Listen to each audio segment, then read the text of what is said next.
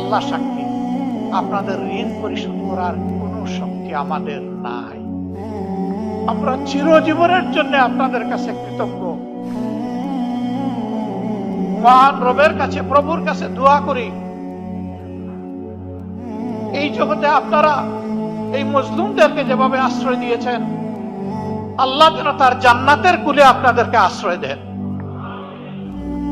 এই যাত্রাপথে বাংলাদেশ জামাতে ইসলামী আপনাদের দোয়া ভালোবাসা পেয়েছে, সমর্থন পেয়েছে, এবং বিশেষ করে 36 জুলাইয়ের পর একটা মজলুম সংগঠনকে যেভাবে আপনারা কুলে তুলে নিয়েছেন, বুকে তুলে নিয়েছেন, হাত বাড়িয়ে দিয়েছেন, আমরা সিম্পলি আপনাদের কাছে চিরজীবনের জন্য ঋণী।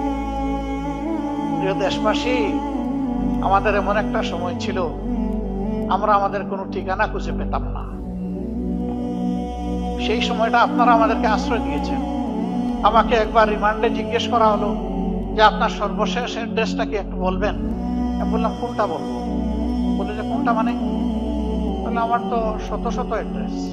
বলে স্যার, এই অবস্থায় আপনি আমাদের সাথে একটু